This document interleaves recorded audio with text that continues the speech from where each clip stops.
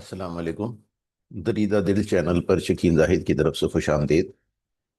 آج آج کا ہمارا موضوع جو ہے وہ ہے بابرکت اور بے برکت کمائی۔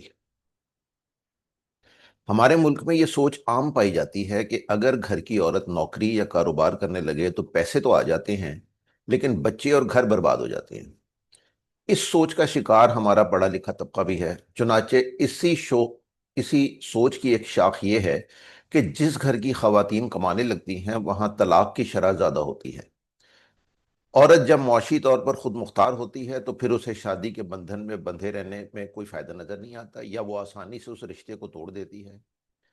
اس کا مطلب دوسرے الفاظ میں یہ ہے کہ جب تک عورت معاشی طور پر مرد کے زیر بار رہے گی، گھر کا یونٹ چلتا رہے گا۔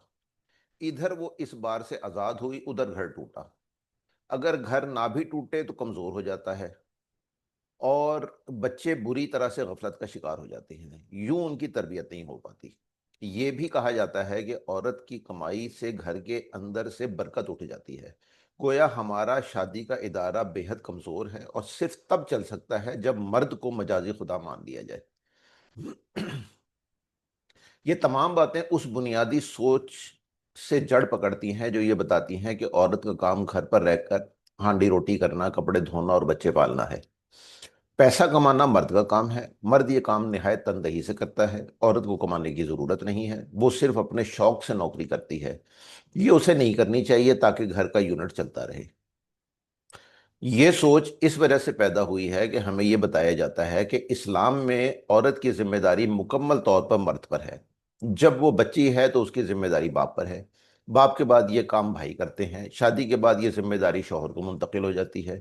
جب شوہر نہ رہے یا بوڑھا ہو جائے تو عورت کی ذمہ داری بچوں پر ہے۔ یوں عورت کو کمانے کی قطعاً کوئی ضرورت نہیں ہے۔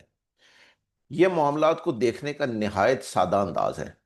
یہ اتنا سادہ ہے کہ اس کا زمینی حقائق سے کچھ لینا دینا نہیں ہے۔ جب ہم اپنے معاشرے میں ادھر ادھر دیکھتے ہیں تو ہمیں معلوم ہوتا ہے کہ یہاں زیادہ تر عورتیں ضرورت کے تحت نوکری کرتی ہیں۔ ان کے والد کا بچپن میں انتقال ہو گیا، وہ سب سے بڑی بہن تھیں، چنانچہ کمانے کی ذمہ داری ان کے کاندھوں پر آن پڑی۔ اس طرح کی بے شمار مثالیں دنیا میں موجود ہیں۔ ایک مثال مشہور مصنفہ جے کے رولنگ کی ہے، جنہوں نے ہیری پوٹر کا کردار تخلیق کیا۔ ان کی شادی ناکام رہی، ان کی ایک بیٹی تھی، انہوں نے نہایت غربت کے دن گزارے۔ انہی تاریکی دنوں میں انہوں نے ہیری پوٹر کا پہلا ناول لکھا۔ شادی کے بعد بہت سی خواتین کو طلاق ہو جاتی ہے، یا وہ بیوہ ہو جاتی ہیں، یا ان کے شوہر نشہ کرنے لگتے ہیں، یا وہ اتنا نہیں کما پاتے کہ گھر اور بچوں کا خرچ چلایا جا سکے۔ اگر مرد کو یہ کہا جائے کہ تم کم کماتے ہو تو ہمارے معاشرے کے زیادہ تر مرد اسے اپنی بے عزتی گردانتے ہیں اور بیوی کی کم بختی آ جاتی ہے، چنانچہ عورت کو گھر سے باہر نکلنا پڑتا ہے۔ ہمارے گھر کام کرنے والی عورت کی عمر کم از کم 60 سال ہوگی، اس کے بچے بھی ہیں، لیکن اسے اپنی کفالت کے لیے خود ہی محنت کرنی پڑتی ہے۔ وہ نہ صرف اپنی کفالت کرتی ہے بلکہ بچوں کی بھی مدد کرتی ہے۔ لڑکیوں کو شادی سے پہلے ہی نوکری کرنے کی ضرورت پڑ جاتی ہے کیونکہ غربت نے گھر میں اپنے پنجے گاڑے ہوتے ہیں۔ اگر وہ نوکری نہ کریں تو مہینہ گزارنا مشکل ہو جاتا ہے۔ پھر ان کی آنے والی شادی کے اخراجات بھی ہیں جن کے لیے انہوں نے ہی کما کر بچت کرنی ہے۔ ان کے باپ اتنا نہیں کما پاتے کہ ایک مناسب جہیز تیار ہو سکے۔ یہ وہ باتیں ہیں جو ہمارے چاروں طرف پھیلی ہوئی ہیں، لیکن ہم اپنی روایات کو برقرار رکھتے ہوئے ان سب سے آنکھیں بند کیے ہوئے ہیں اور ایک خیالی دنیا میں رہ رہے ہیں۔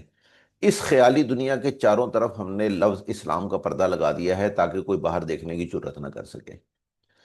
جہاں تک اس بات کا تعلق ہے کہ جو خواتین نوکری کرتی ہیں ان کے بچوں کی تربیت صحیح طور پر نہیں ہو سکتی، تو اس سلسلے میں یہ عرض ہے کہ میں جس علاقے میں رہتا ہوں وہاں زیادہ تر خواتین گھریلو بیویاں ہی ہیں۔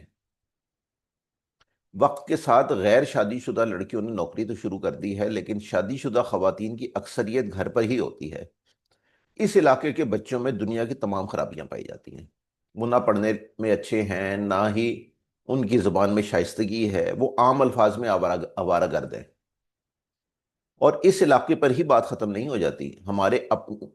آپ اپنے چاروں طرف دیکھیں تو آپ کو معلوم ہوگا کہ تمام غریب یا متوسط کمائی کے علاقوں کا یہی حال ہے۔ چنانچہ یہ بات نہیں مانی جا سکتی کہ اگر ماں ہر وقت گھر پر ہے تو بچے یقیناً زبردست تربیت پائیں گے۔ وہ مائیں سارا دن ہانڈی روٹی کر کے خاندانی اور گھریلو سیاست کا بوجھ اٹھا کر اس قابل نہیں رہتی ہیں کہ بچوں کے اسکول یا کالج سے واپس آنے پر انہیں پڑھا سکیں یا ان کی تربیت کر سکیں۔ وہ بھی تھکی ٹوٹی ہوتی ہیں۔ ان کے اپنے اتنے مسائل اکٹھے ہو جاتے ہیں کہ وہ بچوں کی خوراک کا تو خیال رکھ پاتی ہیں لیکن تربیت اور پڑھائی کے لیے کچھ نہیں کر سکتی۔ پھر یہ کہ وہ جدید علوم اور معلومات سے بھی بے بہرا ہوتی ہیں، ان کی ساری معلومات ڈراموں تک محدود ہو کر رہ جاتی ہے۔